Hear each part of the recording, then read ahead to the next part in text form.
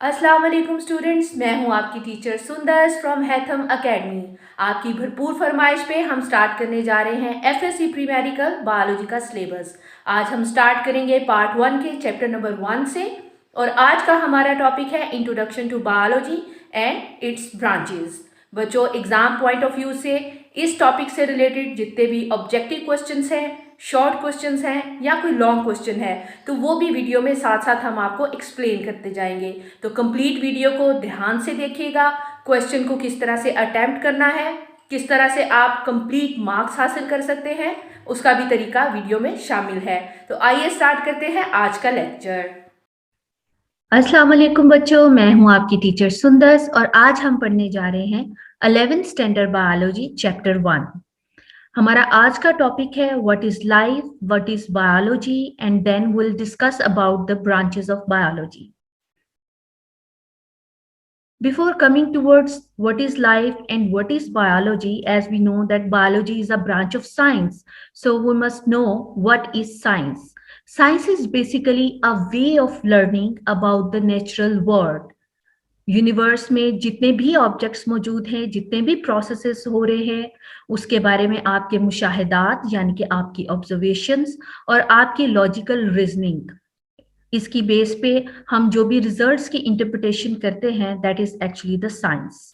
Scientific inquiry की अगर हम बात करें, when we talk about the logical reasoning and observations, तो ये इन्वेस्टिगेशन का एक बड़ा ही ऑर्गेनाइज्ड मेथड है जिसमें प्रॉब्लम्स का सलूशन भी है और मुख्तलिफ किस्म के सवालात जो हैं उनका जवाब भी आप तलाश कर सकते हैं। फॉर एग्जाम्पल, अगर आप लैब के अंदर कोई भी इन्वेस्टिगेशन परफॉर्म कर रहे हैं तो वो आपकी एक साइंटिफिक इंक्वायरी कहलाएगी। Now coming towards biology, what is biology? ये बेसिकली दो ग्रीक वर्ड से मिलके बना है। वन इज बायोस जिसका मतलब है life and the second one is logos जिसका मतलब है स्टडी। तो study of living organisms will be biology. इसके साथ साथ अगर हम इसको फर्दर एलैबोरेट करें तो ये एनवायरनमेंट और ऑर्गेनिजम्स के बीच में इंटरेक्शन का मुताला है। लाइफ की अगर हम बात करें तो there are different processes, for example homeostasis, nutrition, transport, respiration, synthesis, growth, excretion, regulation, reproduction, metabolism. आप लोग 9th 10th और उससे पहले एलिमेंट्री क्लासेस में इन वर्ड्स के बारे में कुछ ना कुछ जरूर जानते होंगे। आज हम इसकी डिटेल जानेंगे। तो सबसे पहले हम बात करते हैं what is life. Life basically एक सेट ऑफ करेक्टरिस्टिक है जो कि लिविंग ऑर्गेनिजम्स को नॉन लिविंग और डेड ऑब्जेक्ट से डिस्टिंग्विश करने में हेल्प करता है। आपको यहाँ एक तस्वीर दिखाई दे रही है जिसमें एक तरफ लिविंग थिंग्स हैं यानी कि जानदार अशिया और दूसरी तरफ कुछ नॉन लिविंग थिंग्स हैं यानी कि बेजान अशिया।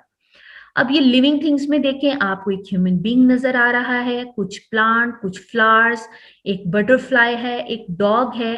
तो आप इनको किन खसूसियात की बिना पे जिंदा जानदारों में शामिल करते हैं और वो कौन सी खसूसियात हैं जिसकी बेस पे आपने ये स्वेटर है, ये कुछ फ्लास्क हैं, कोई मेटल है या बुक है, इनको बेजान अशिया में रखते हैं। तो वो सेट ऑफ कैरेक्टरिस्टिक आज हम पढ़ने जा रहे हैं। स्टूडेंट्स, मैं आपको बताती चलूं कि ये वाला क्वेश्चन बोर्ड में मल्टीपल टाइम रिपीट हुआ है एज अ शॉर्ट क्वेश्चन कि what are the characteristics which distinguish living organism from non living beings. तो आप इसका आंसर ये लिस्ट ऑफ कैरेक्टरिस्टिक्स मेंशन कर सकते हैं। सबसे पहले हम बात करते हैं कि living organisms they are highly organised and complex entities. आप अपनी ही मिसाल ले लीजिए, अपनी बॉडी के बारे में देखिए कितना कॉम्प्लेक्स स्ट्रक्चर है हमारा।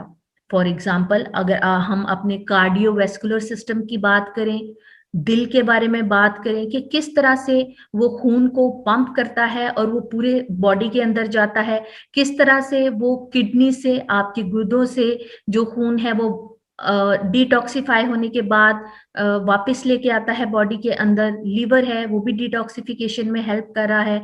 साफ खून किस तरह से वापस आता है दिल में, वहां से वो आपके लंग्स में जाता है जहां पे उसको ऑक्सीजनेट किया जाता है। और डीऑक्सीजनेशन का जो प्रोसेस है जिसमें कार्बन डाइऑक्साइड को खून से बाहर निकाला जाता है, और ऑक्सीजनेशन जिसमें खून को दोबारा से ब्लड का हिस्सा बनाया जाता है। तो ये एक बड़ा ही कॉम्प्लेक्स सा मेथड है।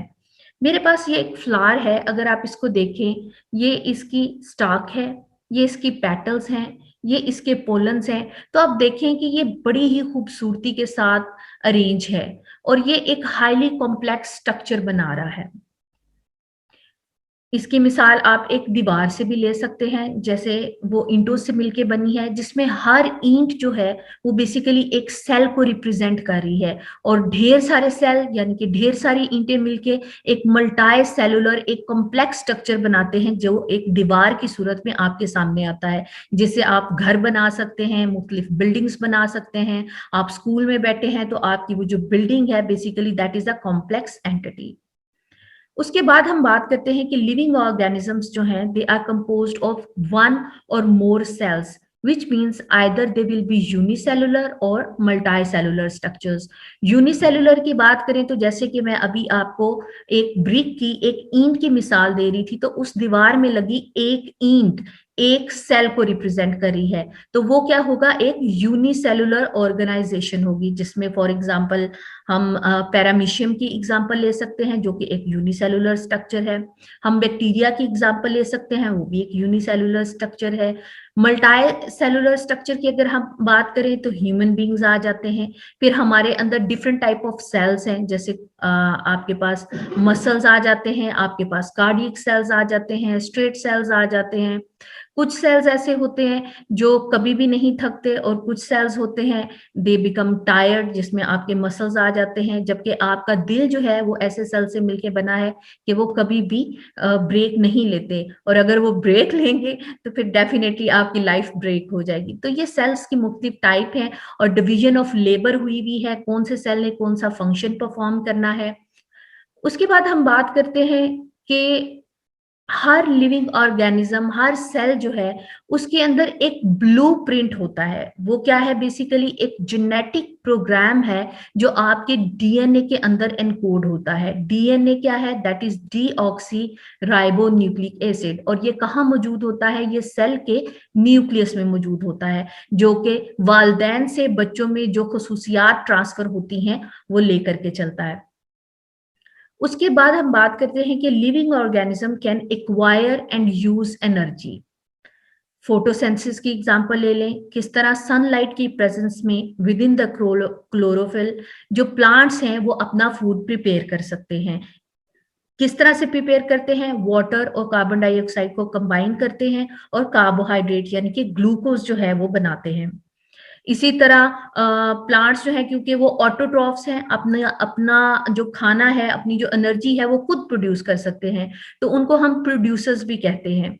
उन्हीं को खाने वाले जो हर्बीवोर्स हैं, प्राइमरी कंज्यूमर्स, वो दूसरे एनिमल्स आ जाते हैं जिनको हम हेटेरोट्रोफ्स कहते हैं, कि वो अपना जो एनर्जी है उसको खुद एक्वायर नहीं कर सकते, उनको कोई ना कोई सोर्स चाहिए, जैसे कि प्लांट्स। उसके बाद हम बात करते हैं कि लिविंग ऑर्गेनिज्म मुख्तलिफ किस्म के केमिकल रिएक्शंस जो हैं वो उनकी बॉडी के अंदर परफॉर्म हो रहे हैं और उनको वो कंट्रोल भी कर रहे हैं। फॉर एग्जाम्पल आपकी बॉडी में होने वाला मेटाबॉलिज्म, उसमें क्या है, कैटाबॉलिक रिएक्शंस भी हो रहे हैं और एनाबॉलिक रिएक्शंस भी हो रहे हैं। कैटाबॉलिक रिएक्शंस जो हैं उनसे आप एनर्जी लिबरेट कर रहे हैं, और एनाबॉलिक रिएक्शन जो है उनसे एनर्जी गेन हो रही है। उसके बाद हम बात करते हैं ग्रोथ की, इन साइज, और जो अपीयरेंस है, जो एबिलिटीज हैं उनमें चेंज।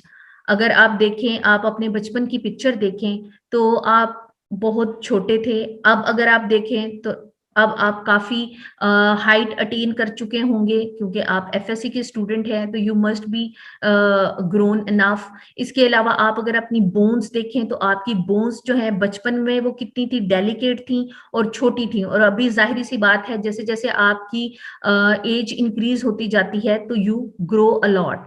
तो हम एक यूनिसेलुलर स्ट्रक्चर से, जैसे कि एग कमिंग फ्रॉम मदर और एक unicellular cell sperm coming from father, किस तरह से वो फर्टिलाइज होके और एक मल्टी सेलुलर स्ट्रक्चर बन जाता है। फिर कुछ हम केमिकल रिएक्शंस की बात कर रहे थे जिसमें आपका एंडोक्राइन सिस्टम भी आ जाता है और हमारी नर्वस कोऑर्डिनेशन भी आ जाती है। तो हमारे बॉडी के अंदर ग्रोथ हार्मोन्स मौजूद होते हैं जो हमारे मसल्स को, हमारी हड्डियों को ग्रो करने में, साइज में बढ़ने में हेल्प करते हैं। इसी तरह होम्योस्टेसिस है, लिविंग ऑर्गेनिज्म का बड़ा ही इंपॉर्टेंट कैरेक्टरिस्टिक है कि वो अपने इंटरनल एनवायरनमेंट को मेंटेन कर सकते हैं। इसकी एग्जांपल मैं आपको कुछ इस तरह से देती हूँ, जैसे गर्मियां आने वाली हैं और आपको पता है कि बाहरी टेम्परेचर बहुत ज्यादा हो जाता है, चाहे वो 50 डिग्री सेल्सियस क्यों ना हो। आपकी अपनी ह्यूमंस की अगर हम बात करें तो हमारी बॉडी का टेम्परेचर जो है इंटरनली वो 37 डिग्री सी पे मेंटेन रहता है और इसी को हम थर्मो रेगुलेशन बोलते हैं। इसके बारे में डिटेल हम बाद के चैप्टर्स में जानेंगे। इसके अलावा बात करते हैं हम रिप्रोडक्शन की। लिविंग ऑर्गेनिज्म में रिप्रोडक्शन एक इंतहाई इंपॉर्टेंट फिनोमेना है जो कि इनको नॉन लिविंग जो ऑर्गेनिज्म हैं उनसे डिस्टिंग्विश करने में हेल्प करता है, चाहे वो एसेक्सुअल मेथड हो, चाहे वो सेक्सुअल रिप्रोडक्शन हो।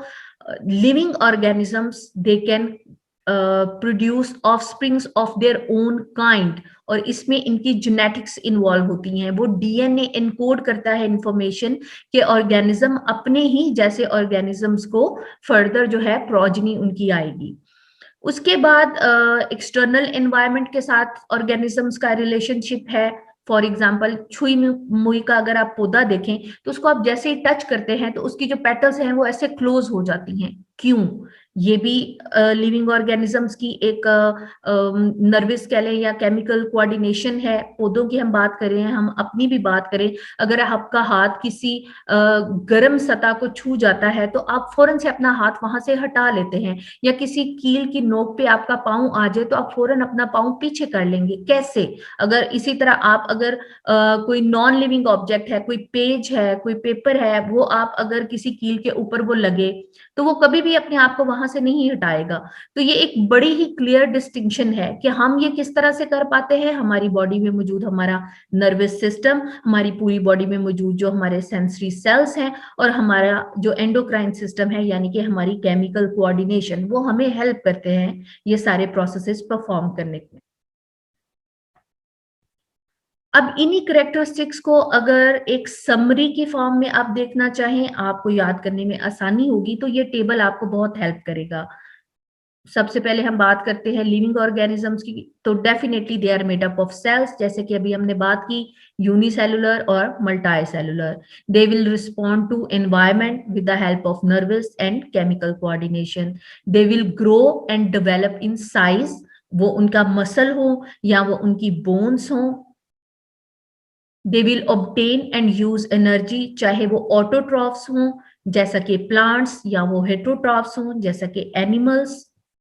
दे कैन रिप्रोड्यूस, चाहे वो बैक्टीरिया हों एसेक्सुअली बाइनरी फिशन के थ्रू ग्रो कर रहे हों, या वो ह्यूमन बींग्स हों सेक्सुअली ग्रो कर रहे हों। They will produce the offsprings of their own kind.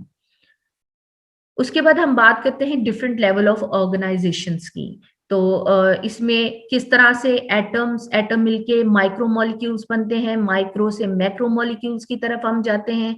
Micro में आप वाटर, कार्बन डाइऑक्साइड की एग्जांपल ले सकते हैं, मैक्रो में आप प्रोटीन्स की एग्जांपल ले सकते हैं। हमारी पूरी की पूरी बॉडी जो है, आप अगर अपने ऑर्गन्स पे गौर करें तो सारे के सारे प्रोटीन से मिलके बने हैं, तो वो एक मैक्रोमोलिक्यूल है।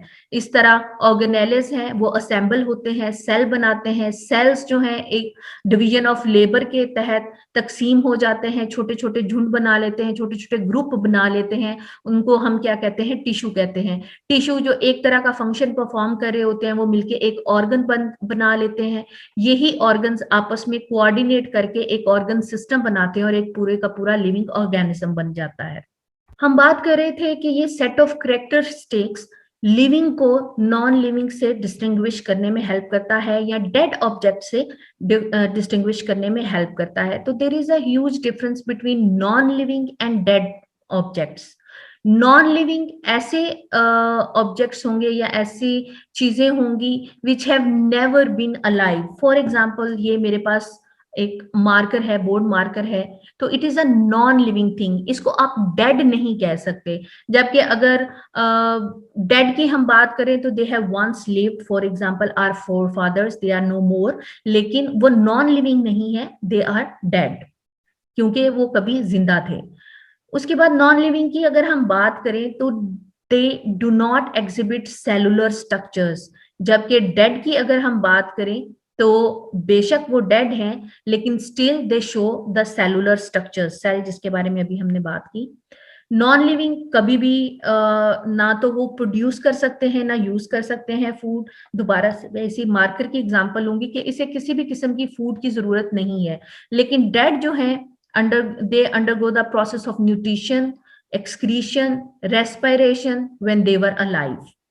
इसके अलावा नॉन लिविंग जो है, ग्रोथ की हम बात करें तो दे कैन नेवर ग्रो, जबकि डेड जो है they have been growing on the basis of internal factors जब वो अलाइव थे। इसके अलावा नॉन लिविंग में रिप्रोडक्शन नहीं होती, डेड में definitely they show reproduction. Non living objects, जैसे मैं अभी एक चेयर पे बैठी हूं तो ये खुद ब खुद मूव नहीं कर सकती, लेकिन लोकोमोशन जो है definitely for the search of food कह लें, प्रोटेक्शन कह लें, शेल्टर कह लें, एनिमी से प्रोटेक्शन कह लें, तो dead when they were alive they were showing the movement. इसी तरह नॉन लिविंग एनवायरनमेंट में होने वाला कोई भी चेंज है, फॉर एग्जांपल अगर ये मैं इस मार्कर के ऊपर पानी गिराऊं, गर्म पानी गिराऊं, तो ये कभी भी वहां से एस्केप नहीं करेगा, it will stay on its place.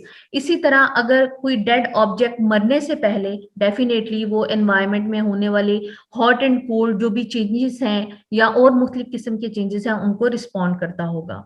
Life cycle में कभी भी नहीं जाता नॉन लिविंग, जबकि डेड जो था जब वो अलाइव था तो it definitely have gone through some kind of life cycle. जी तो स्टूडेंट्स, यहाँ तक तो बात हो गई बायोलॉजी के बारे में कि बायोलॉजी है क्या, लिविंग ऑब्जेक्ट्स हैं क्या, स्टडी ऑफ लाइफ है, तो वो कौन से करेक्टरिस्टिक हैं बेसिकली जो लिविंग ऑब्जेक्ट्स को नॉन लिविंग से डिस्टिंग्विश करते हैं और या डेड ऑब्जेक्ट से डिस्टिंग्विश करते हैं। और हमने एट द एंड एक छोटा सा इंट्रो भी देख लिया कि नॉन लिविंग और डेड में एक्चुअली क्या डिफरेंस है। अब हम बात करते हैं फील्ड्स ऑफ बायोलॉजी। जैसे कि हम साइंस के बारे में बात कर रहे थे कि वो सिर्फ एक टर्म का नाम नहीं है, बल्कि वो एक जर्नल सब्जेक्ट है जिसमें बायोलॉजी के अलावा दूसरी ब्रांचेस भी जैसे केमिस्ट्री है, फिजिक्स है, जियोलॉजी है, साइकोलॉजी है, ये सारी की सारी साइंस की डिफरेंट ब्रांचेस हैं। आज चूंकि हम बायोलॉजिकल साइंसेस के बारे में बात कर रहे हैं तो इसी तरह बायोलॉजी जो है वो भी एक टर्म नहीं है, बल्कि वो भी एक जर्नल सब्जेक्ट है। इसमें अगर हम देखें डिटेल से तो काफी ज्यादा हमारे पास फील्ड्स हैं, फर्दर इसको हम उसमें ब्रेक डाउन कर सकते हैं as per the specific areas. Main अगर हम देखें तो बायोलॉजी में हमारे पास या तो प्लांट्स आ जाते हैं या एनिमल्स आ जाते हैं या माइक्रो ऑर्गेनिजम्स आ जाते हैं। फिर प्लांट्स में आगे वैरायटी आ जाती है, ब्रायोफाइट्स हैं, ट्रिक्योफाइट्स हैं। एनिमल्स में हमारे पास आ जाते हैं वर्टिब्रेट्स हैं, इनवर्टिब्रेट्स हैं। और माइक्रो ऑर्गेनिज्म में हमारे पास बैक्टीरिया हैं, फंजाई हैं, वायरसेस हैं।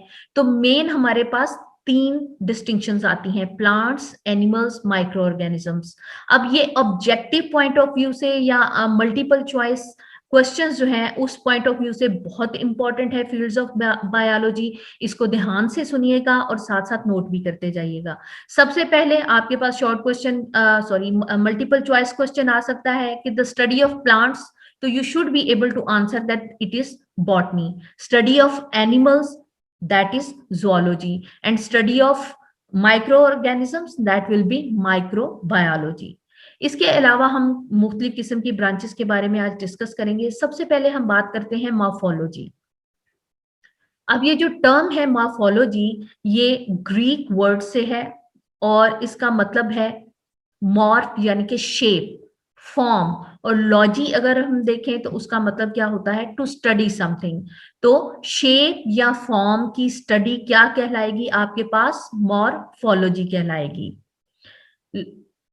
इसी तरह अगर हम देखें कि study of structure of something, वो भी हमारे पास क्या कहलाएगा, वो भी मॉर्फोलॉजी कहलाएगा।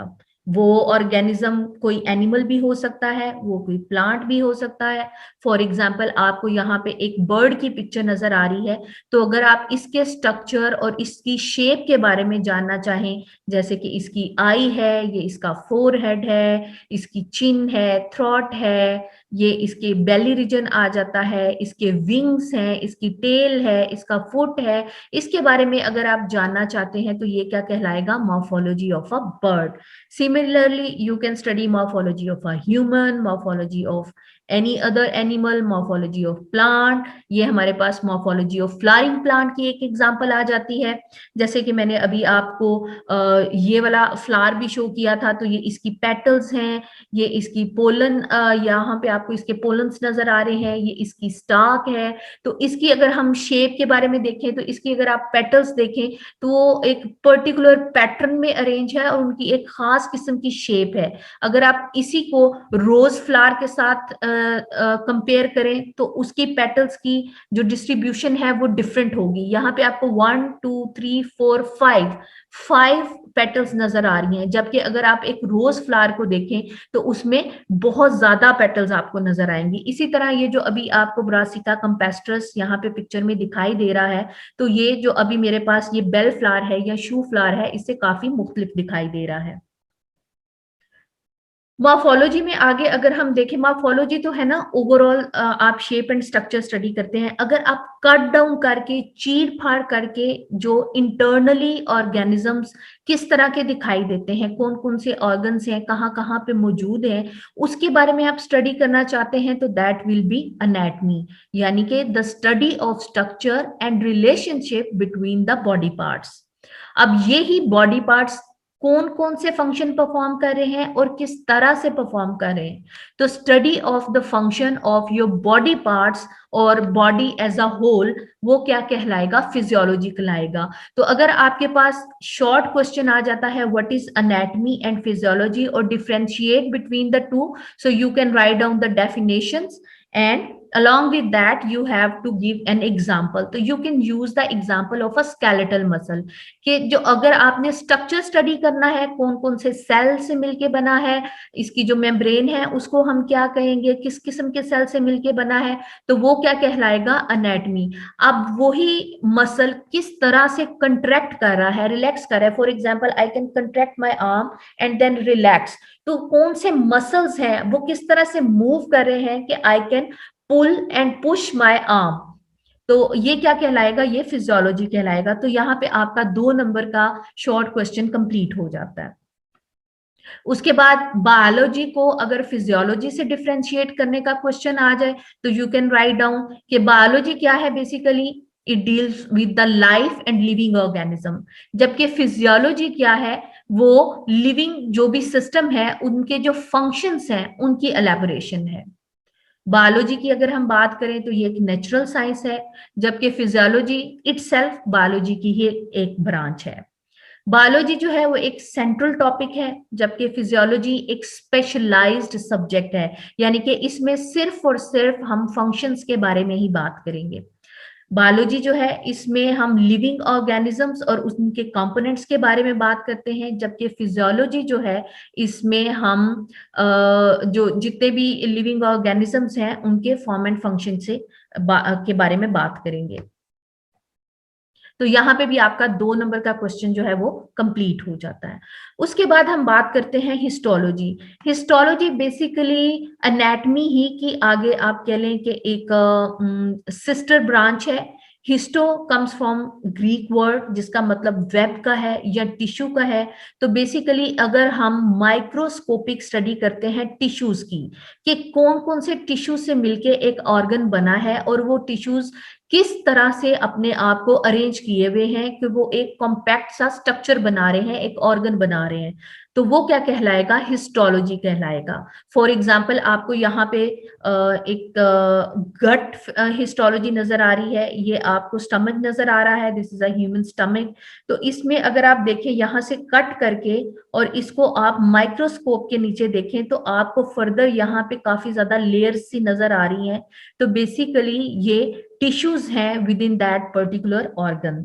और टिश्यूज जो है अल्टीमेटली सेल से मिलके बने हैं। वो कौन कौन से सेल्स हैं जिनसे मिलके ये बना है, वो उसके बारे में हम हिस्टोलॉजी में पढ़े। उसके बाद हम बात करते हैं माइक्रोबायोलॉजी की।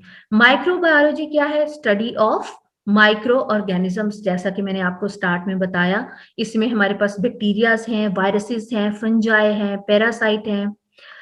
माइक्रोबायोलॉजी में फर्दर अगर हम देखें कि बैक्टीरियाज को स्पेसिफिकली हम स्टडी करना चाह रहे हैं, तो that will come under the head of bacteriology. अब बैक्टीरिया क्या है? बेसिकली इसका सेल, ये एक प्रोकैरियोटिक टाइप सेल है, इसमें ऑर्गेनेल्स नहीं होते। ये किस तरह से रिप्रोड्यूस करता है? Asexually with the help of binary fission.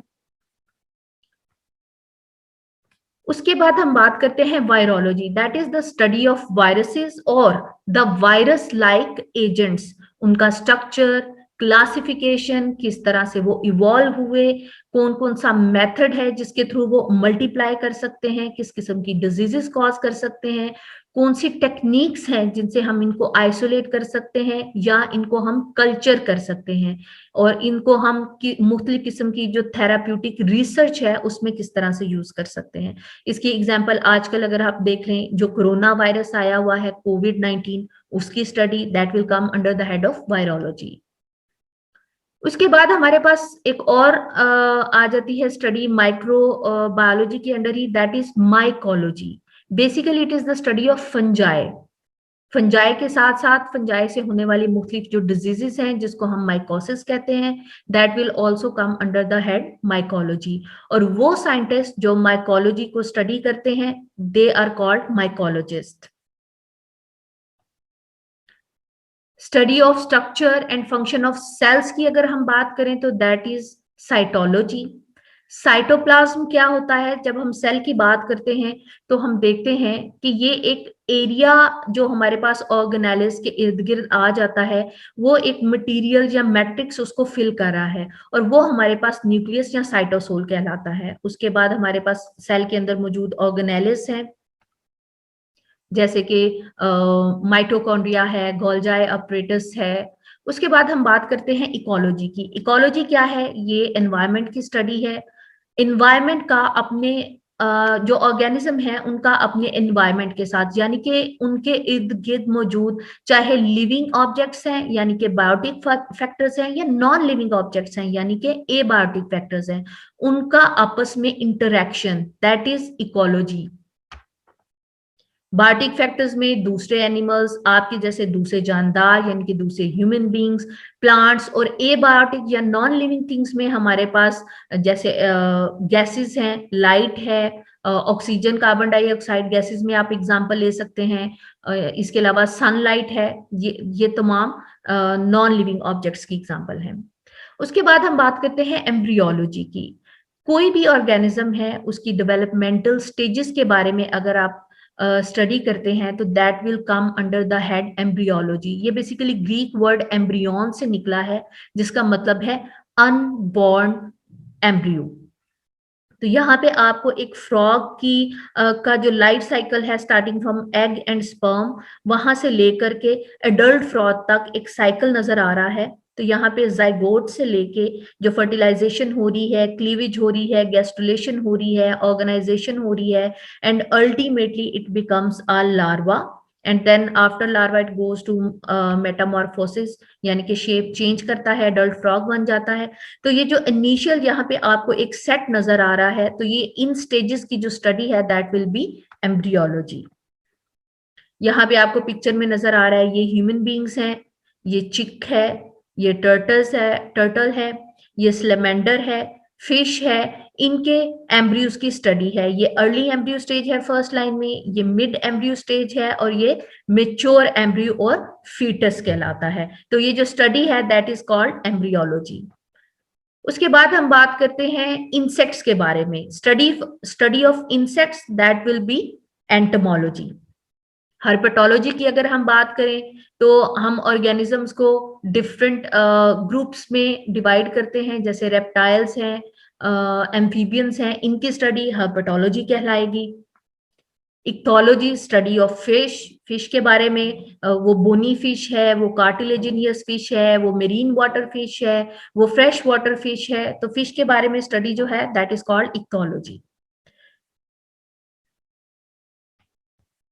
उसके बाद हम बात करते हैं स्टडी ऑफ बर्ड्स। यहाँ पे आपको बर्ड्स के डिफरेंट पार्ट्स जो हैं वो दिखाई दे रहे हैं इस पिक्चर में। उनकी आई लाइन है, क्राउन है, उनके विंग्स हैं, टेल हैं। तो बर्ड्स के बारे में जितनी भी स्टडी है that will come under the head ornithology.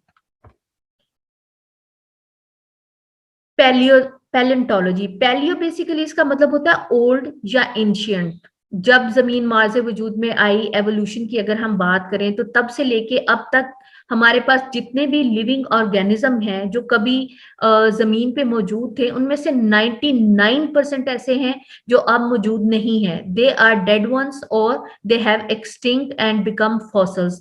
तो उनकी जो स्टडी है, अभी हमारे पास लिविंग ऑर्गेनिज्म जो है दैट इज ओनली 1%। तो उस 99% की जो स्टडी है दैट इज कॉल्ड पैलेंटोलॉजी। इसमें अगर वो फॉसिल्स प्लांट्स के हैं तो वो पैलियोबॉटनी कहलाएगा, और अगर वो फॉसिल्स एनिमल्स के हैं तो वो पैलियोजोलॉजी कहलाएगा। यहाँ पे आपको ये इम्प्रिंट नजर आ रहे हैं। पैरासाइटोलॉजी, ऐसे ऑर्गेनिज्म जो लिविंग बींग्स की बॉडी के ऊपर या अंदर रहते हैं, उनसे शेल्टर भी ले रहे होते हैं, फूड भी ले रहे होते हैं, एंड इन टर्न उनको कोई ना कोई डिजीज कॉज कर रहे होते हैं।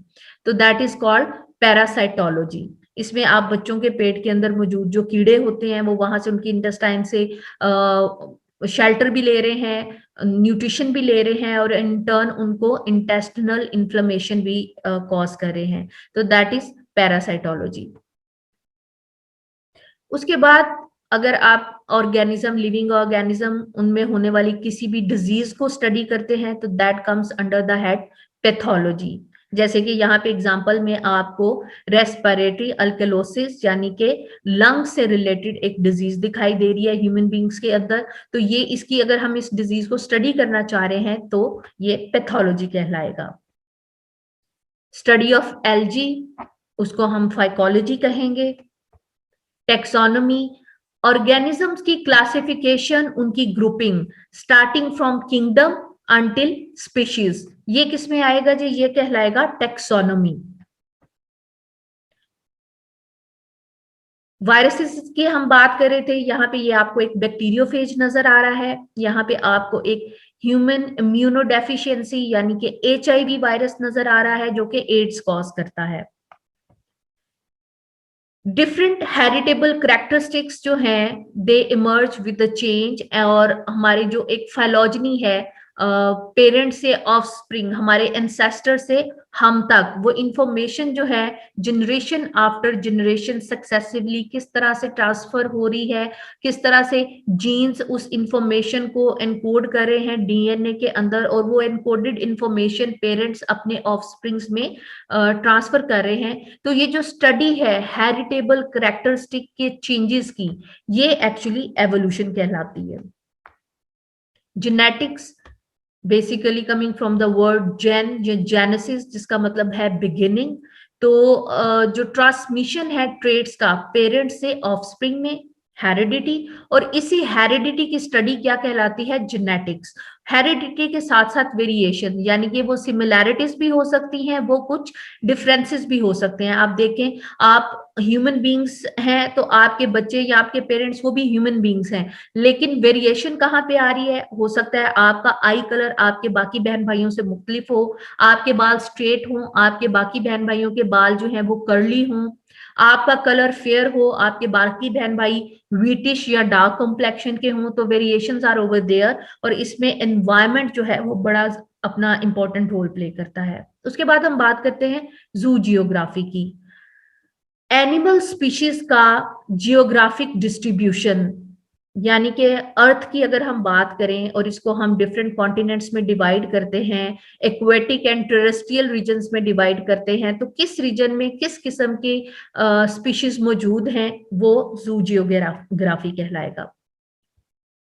उसके बाद मोलेकुलर बायोलॉजी, यानी कि जो मैक्रो मॉलिक्यूल्स हैं जैसे प्रोटीन है, न्यूक्लिक एसिड यानी कि आपका डीएनए, आरएनए है, they are very essential for your life. तो इनके स्ट्रक्चर के बारे में, इनके फंक्शन के बारे में हम मोलेकुलर बायोलॉजी में स्टडी करेंगे। सीज हैं, ओशंस हैं, वहां पे किस किस्म के ऑर्गेनिजम्स हैं, कैसे प्लांट्स हैं, कैसे एनिमल्स हैं, कैसे माइक्रो ऑर्गेनिजम्स हैं, उनकी जो साइंटिफिक स्टडी है वो मेरीन बायोलॉजी कहलाएगी। और इसको जानना क्यों जरूरी है जी? अगर आपके पास क्वेश्चन आ जाता है, शॉर्ट क्वेश्चन, तो उसकी रीजंस है। इसलिए जरूरी है कि ये एक वास्ट सोर्स दे रहा है, फूड का कह लें जो कि ह्यूमन हेल्थ के लिए, या मेडिसिन का कह लें ह्यूमन हेल्थ के लिए बहुत इंपॉर्टेंट है। इसके अलावा रॉ मटेरियल्स प्रोवाइड कर रहा है, जैसे वो घुंगे होते हैं उनके अंदर पर्ल होता है, उससे हम मुख्तलिफ किस्म की ज्वेलरी बना लेते हैं, उसको पाउडर फॉर्म में कॉस्मेटिक्स के अंदर भी यूज किया जाता है। इसके अलावा डेफिनेटली रिक्रिएशनल पर्पस और टूरिज्म के लिए हम मरीन एनवायरनमेंट जो है उसको यूज कर रहे हैं, तो वहां से हमें ये सोर्स ऑफ इनकम भी है, मनी जनरेट कर रहे हैं।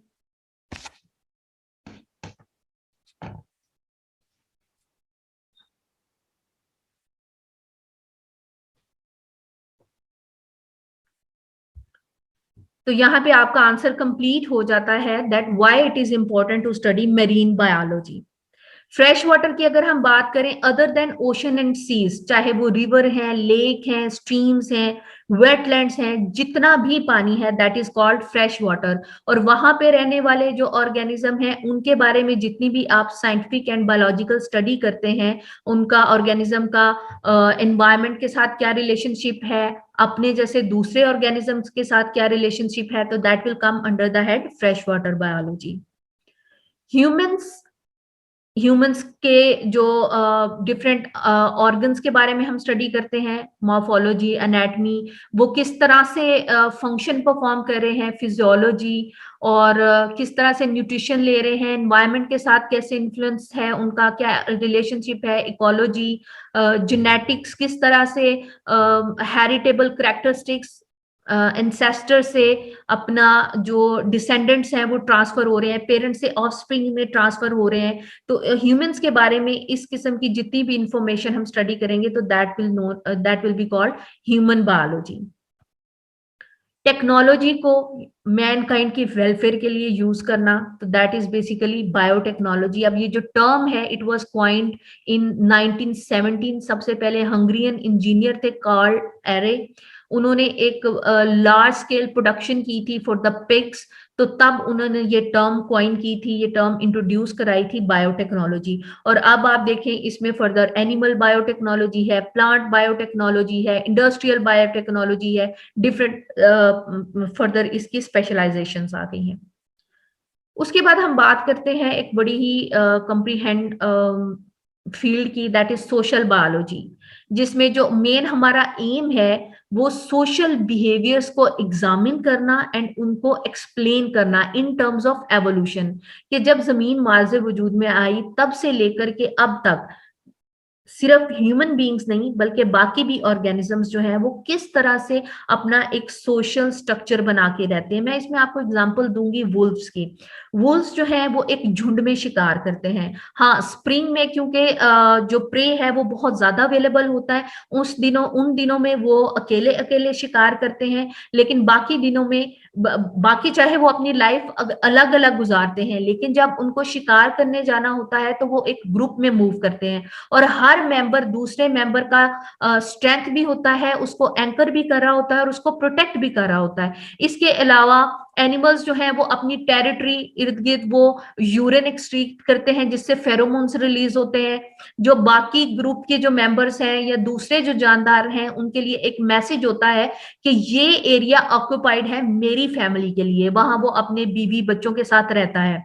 तो इस तरह से आप अपनी मिसाल ले लें, आपका घर है, आपके पेरेंट्स हैं, वो आपको प्रोटेक्ट करते हैं, आपके लिए फूड है, मनी है, शेल्टर है, रिस्पेक्ट है, वो अर्न करते हैं, ठीक है। तो हम एक फैमिली सिस्टम बना के रहते हैं। इसी की स्टडी जो है वो इसको किस तरह से सोशल सिस्टम्स हैं डिफरेंट किस्म के एनिमल्स के अंदर अलग होंगे। बर्ड्स में अगर आप देखें तो वो बहुत ज्यादा देर तक अपने बच्चों को नर्चर नहीं करते, जैसे ही बच्चा घोंसले से निकलता है they do not own their children कह लें या अपने डिसेंडेंट्स कह लें, और वो दोबारा से न्यू लाइफ गुजारना शुरू कर देते हैं।